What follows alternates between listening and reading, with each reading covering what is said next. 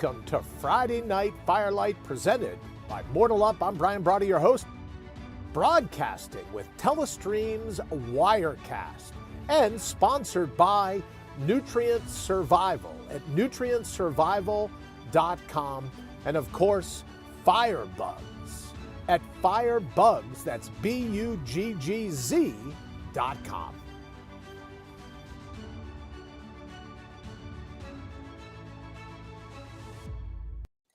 Good evening, good evening, good evening. Wayne, there's an echo on my voice. If you could turn it down so I don't go crazier than I already am. Sorry so much for the delay. We are in getting started.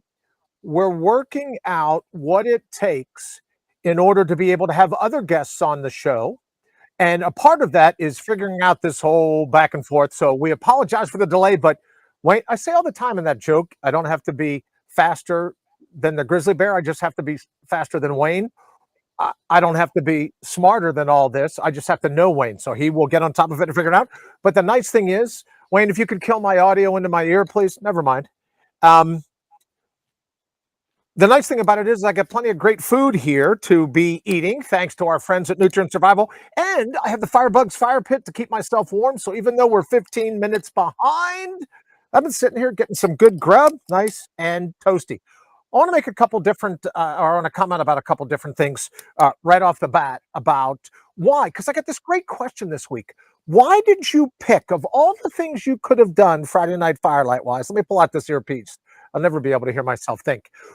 Why did you think of doing a fire and then talking about cooking by the flame? And being the fan that I am of history, being the fan that I am of our ancestors' start, as you know, you've heard me say before, whether we were evicted from the Garden of Eden or walked off the savannas of Africa, there came a time where we put everything we knew behind us.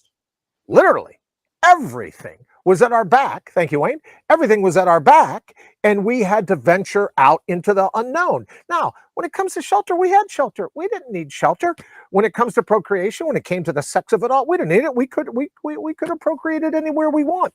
We ventured out because our bodies, our ever-growing brains, needed nutrients.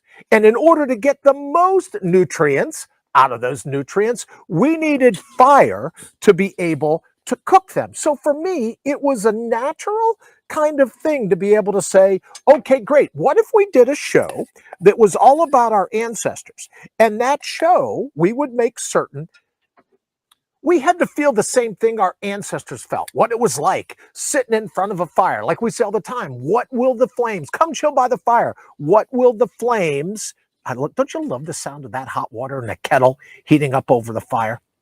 You just love it. That rattling that you know the steam is coming in, it's just for you. We wanted to craft a show not unlike what our ancestors had to go through by going, hey, I'd like to eat, I'd like to sit by the fire, warm myself, get some nutrients.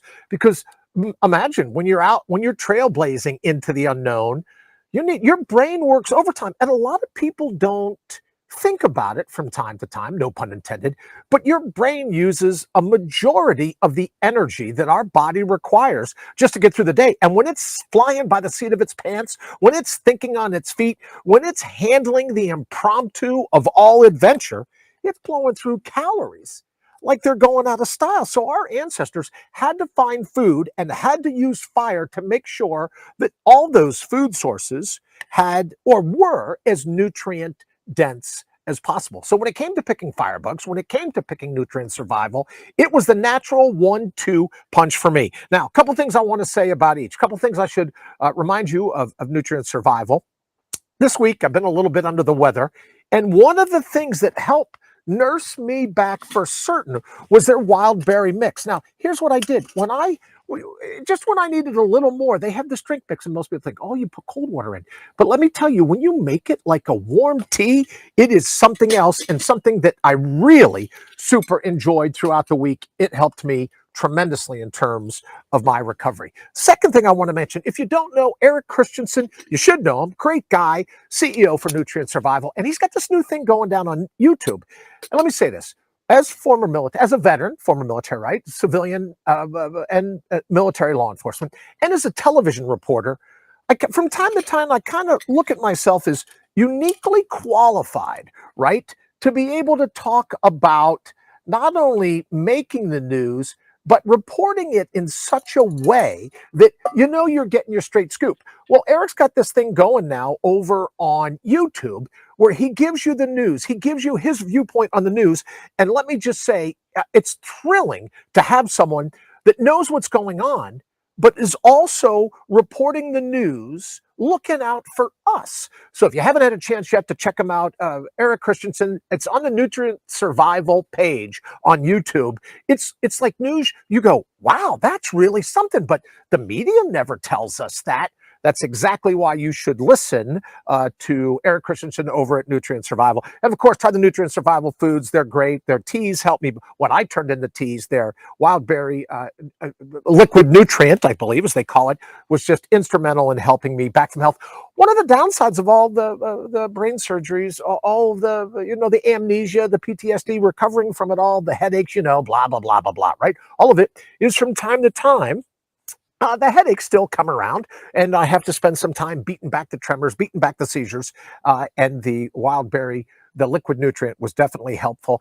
You're packed in all those clothes, you're under the covers, you're doing everything you can, but it was nice to get some warm berry-flavored tea into my system, so thank you very much. And of course, Firebugs. What can I say about Firebugs? If you haven't checked out their full line, visit them at Firebugs, BUGGZ.com to see the whole line. They've got wood burning, they've got gas, and something that we'll be showing here is soon, right? As I said all the time, Irish luck, don't believe the hype. Would you believe that for the fourth Friday in a row, it is 40 degrees colder here as I sit here and chat with you, as I warm myself by the fire. It's medicinal for this show.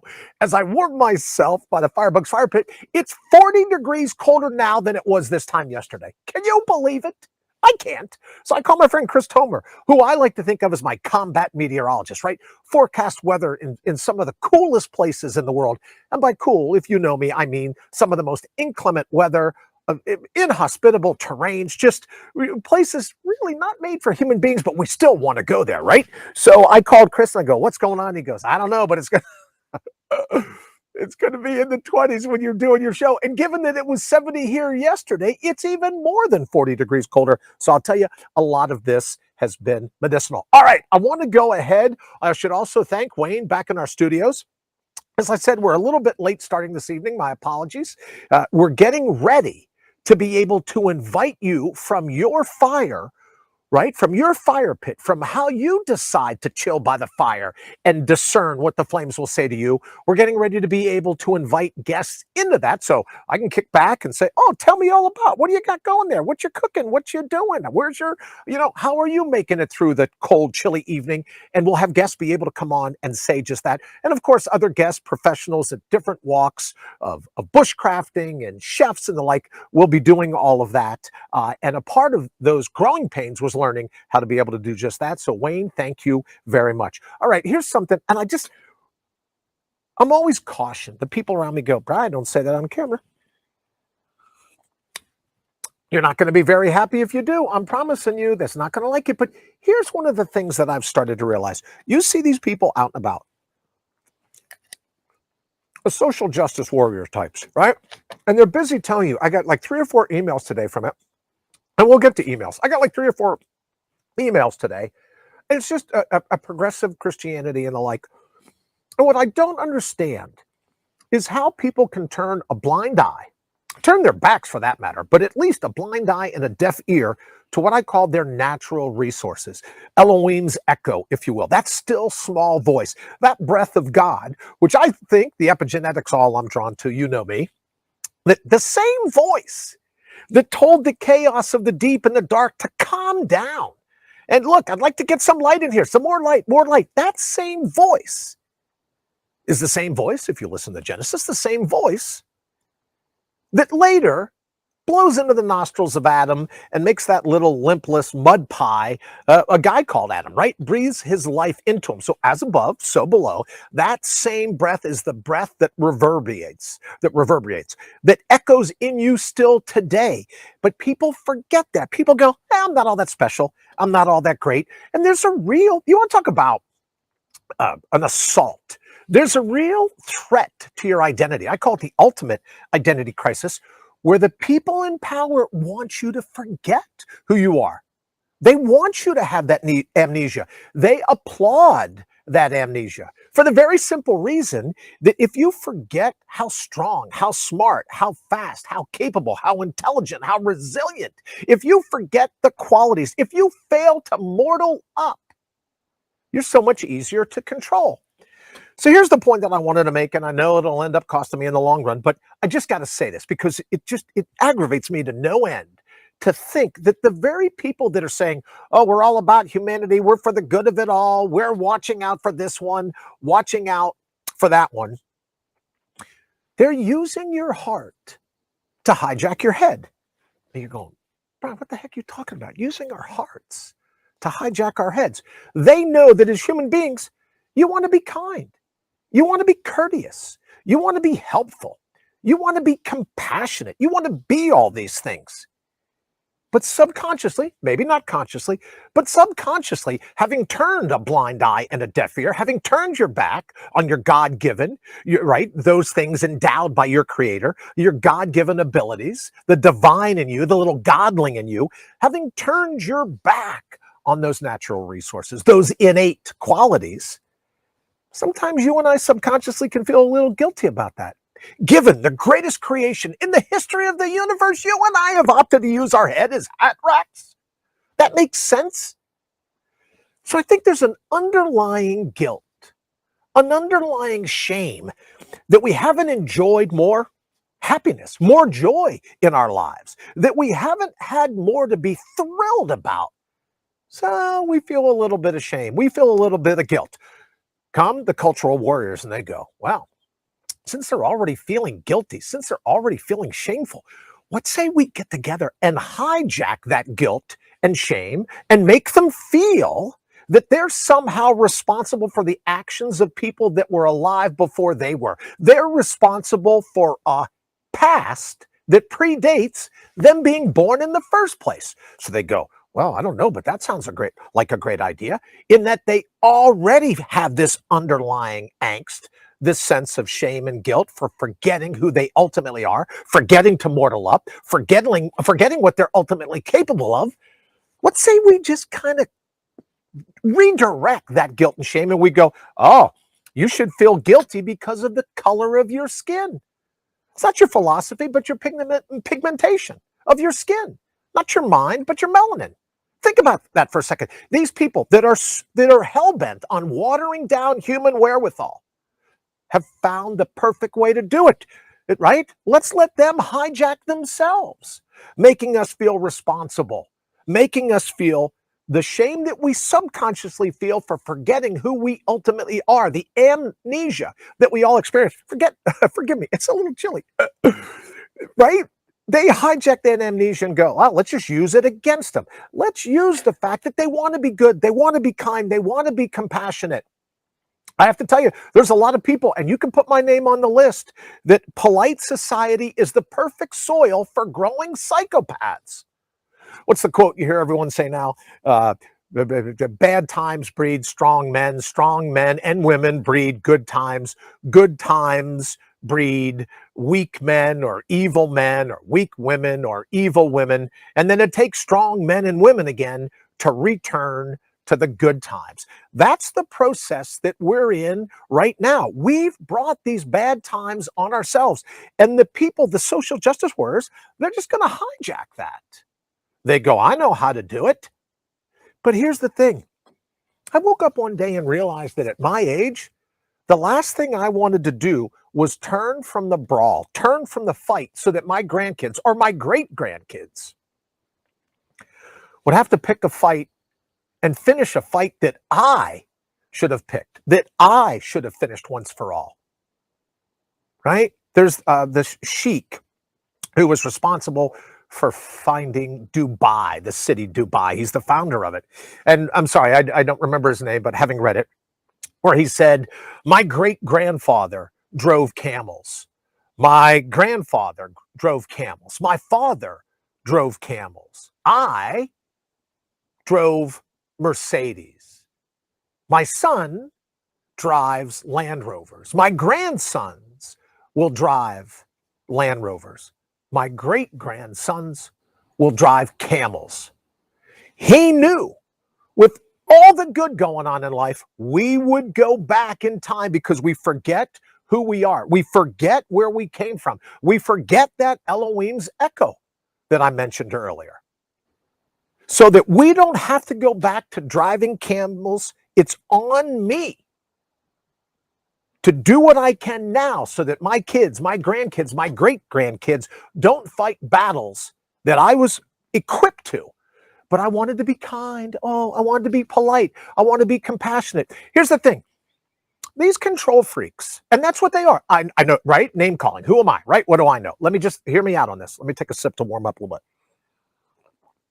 bit. Oh, man, this is good stuff. So here's the thing. You don't think they're control freaks? Someone that's triggerable. Someone that's offended by the words that you use. What did I see today? That the district attorney in Los Angeles, dead naming was the term. That was new to me. He let go a lead prosecutor in a case because they dead named an individual. Individual decided that he was a woman. He would rather be called she, and the prosecutor called him him because at the time of the case, guess what?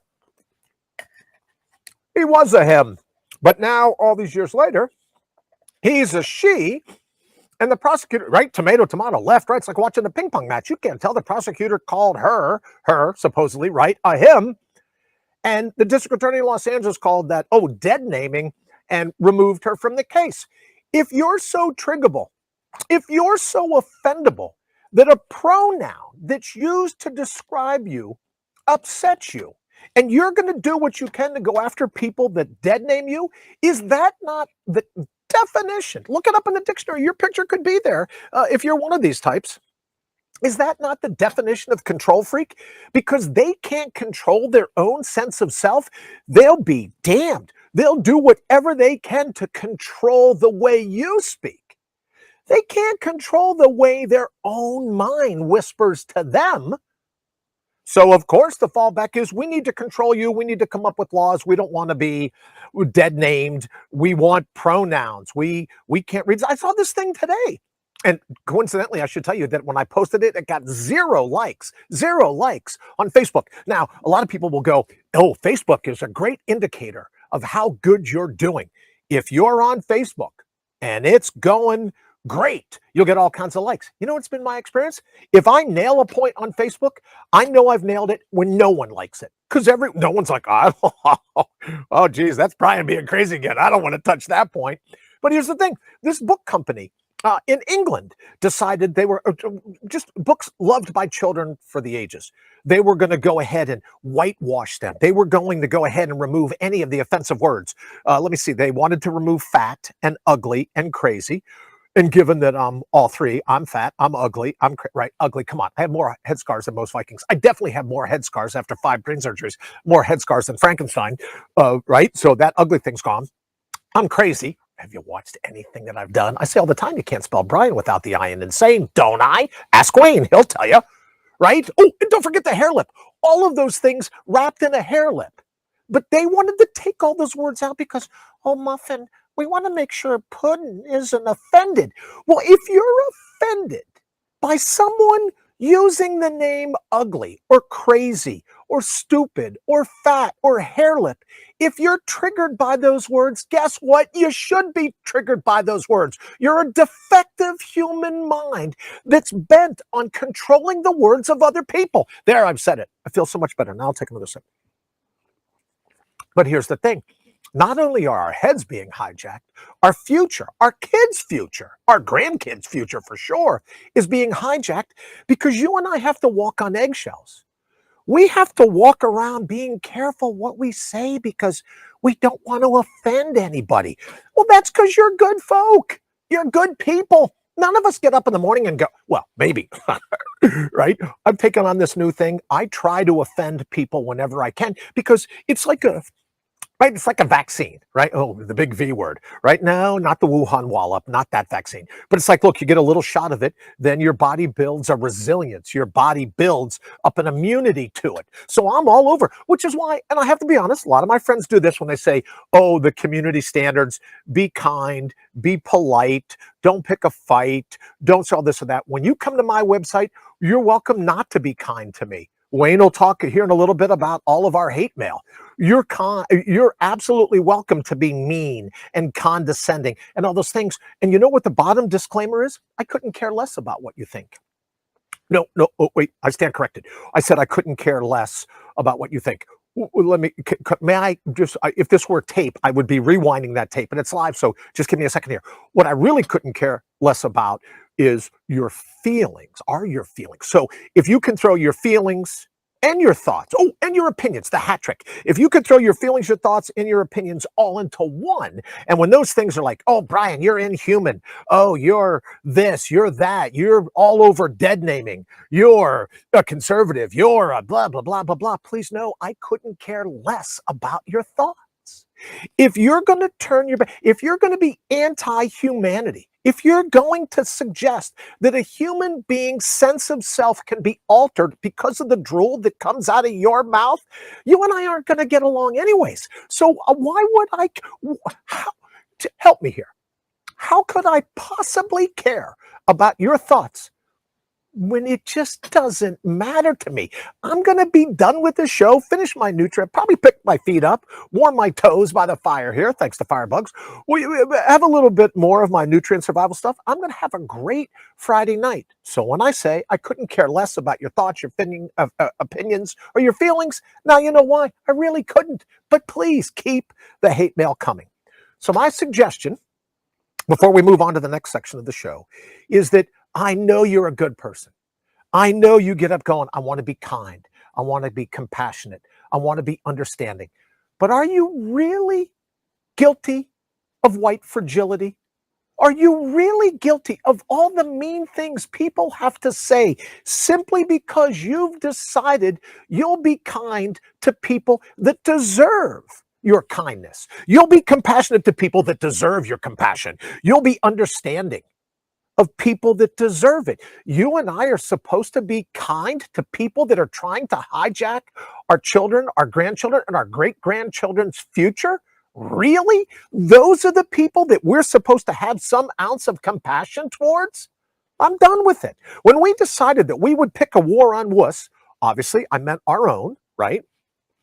I fight every day. I made a comment today, again, no likes on Facebook, just between us, where I said, look, you want a metacognition? Get up every morning and confess to the mirror that you're just as dumb as a box of rocks. But, in that, you will work all day long. Promise your mirror that you will work all day long to be smarter at sunset than you were at sunrise. Then I'm a fan of yours.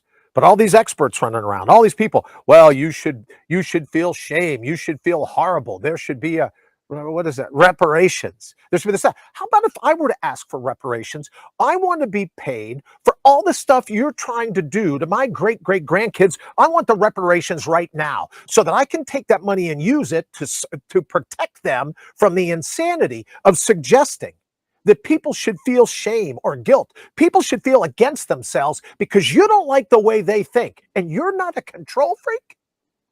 So that's where we are with that thought. All right. Also, I wanted to make mention of the emails. Wayne, if you would, please let me. Wayne, how are you doing? I know you had a bunch of stuff to do there right at the beginning. You got to tell me, how are you?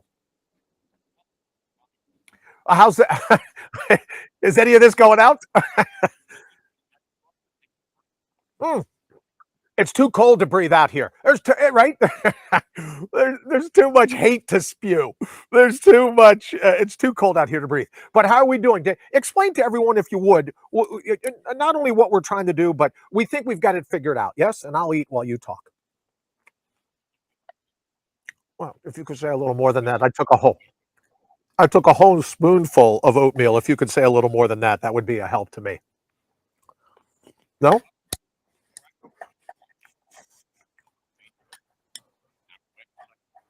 Oh, and on YouTube, so you can pick it up anywhere.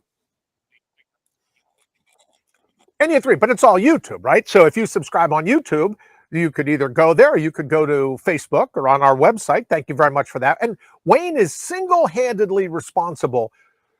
Let me say this. Anything that turns out good in the show, Wayne gets the kudos. If it goes south, it's my fault. But Wayne is the guy that figures out all the technical stuff. And yes, we were 15 minutes late getting it on, but it's because he's got really crafty stuff working around in his mind for future episodes of Friday Night Firelights. Wayne, anything else I'm forgetting? Any other emails that we got this week? Any other things that you heard, complaints? You know me, I don't mind the complaints. Anything else you heard about us? Or people are upset that I'm, what was it, inhuman? I forget the other one. I'm insane. But then I thought, well, if you respond to everyone that calls you insane, they haven't heard you over the years, right? They haven't heard you say, well, of course I'm insane, right? You're the top-notch psychiatrist that just figured out that Brian's nuts. Anything else in the email that I should know about?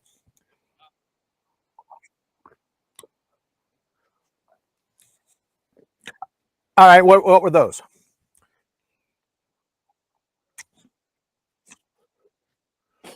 See who? It couldn't have been my mom. She's gone on. Really? Okay. Well, all right. Well, then you're going to have to chime in here because I made all this food, so somebody's got to eat it. All right. Well, Wayne, thank you very much. As always, I super appreciate it. And is there anything else that I said we would discuss this evening? We turned the whole thing into an opening monologue. Where are we on time? Oh, we're coming up. We got 5 minutes left, wouldn't you think? 4.5 minutes. Okay, well, we'll do that. And what I would like to say, again, is to thank you for Nutrient Survival. Thank you to Eric Christensen and everything he does as a reporter of news that you really can use. Reporters, a reporter that gives you not only the straight scoop, but the scoop you need to know. And let me say this. And here's something that was near and dear to my heart. Christmas Eve. I don't know if I told you this, Wayne, but Christmas Eve, we lost the power where I live. Power grid, for all intents and purposes, the power grid went down. It was 5 or 6 or 10 below zero, ice everywhere, the tree limbs fell, knocked out the power. And I thought about that today because what I did was I took a can of Nutrient Survival, I emptied the contents into a lockable, I'm not allowed to say Ziploc, but into a lockable, resealable baggie. And then I used, I poked holes in the bottom of the can, I drilled a hole, put another small little can of soup into the bottom, and I turned it into a stove, heated the water, and then made dinner for the kids. They absolutely loved it. Mixed up a bunch of different stuff from Nutrient Survival. So when I heard Eric talking today about the grid, because they want you to be fearful of the grid, believe me, they want you to be afraid of everything. Oh, it's in the sky. Oh, they're blowing up pipelines. Oh, it's a derailment. Oh, it's this. Oh, it's that. Oh, what will happen if we lose the grid? The best way that you, listening at home right now, the best way that you and I can protect the grid is to figure out how to survive without it.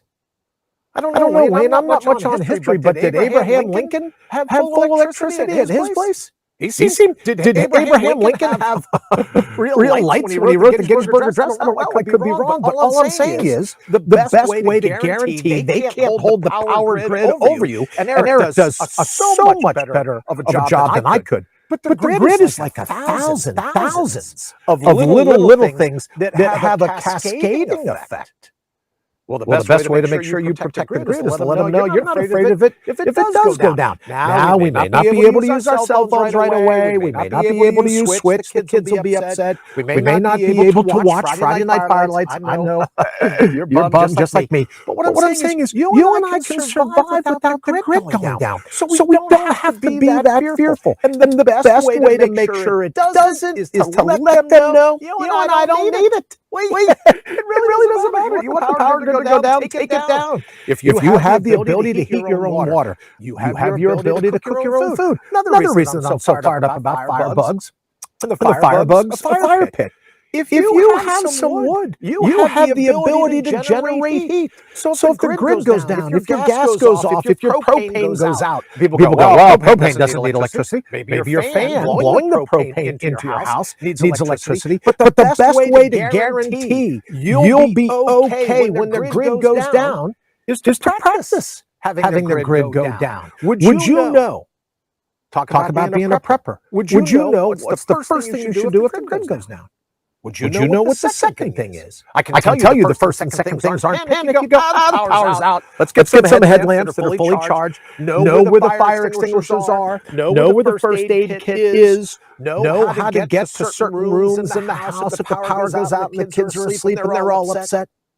So start to having a plan now. Being a prepper is nothing more than having a plan B. And I did get this email this week. And I'm sorry to hear. Wayne, did your people complain about me drinking while I was talking as well?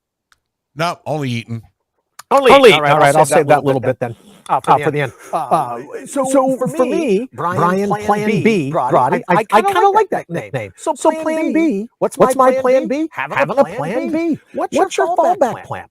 When I was in law enforcement, we used to have what was called a 1050. And a 1050 meant, oh man, I'm in trouble.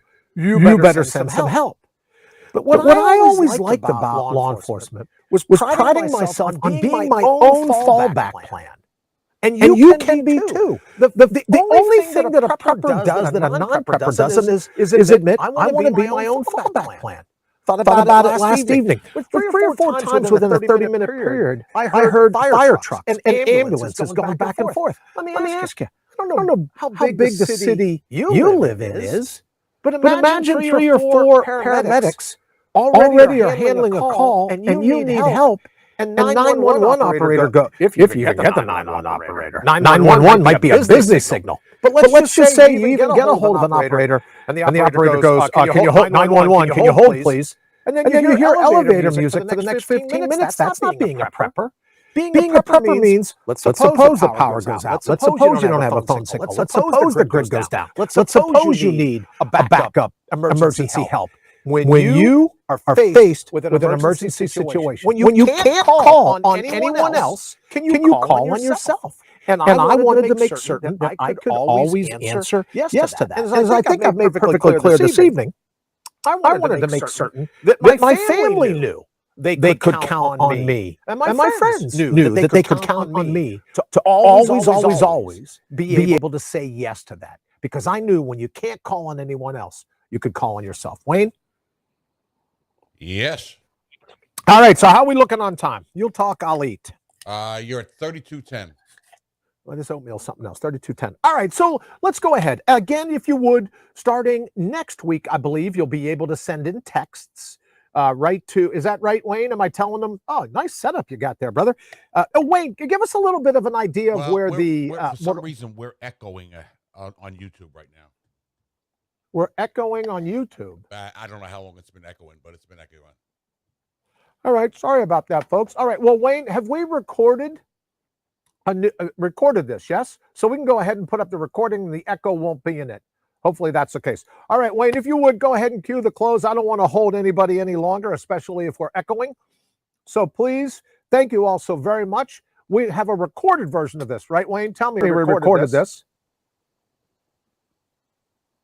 Okay, I lost Wayne. So we have a recorded version of this that we'll put up right after the show, just so you don't have to hear the echo. Thank you so very much. Until next week, remember, mortal up. See what the flames. Spend as much time by the fire as you can, and see what the flames, like our ancestors, see what the flames do to forge your sense of self. Good night, everybody.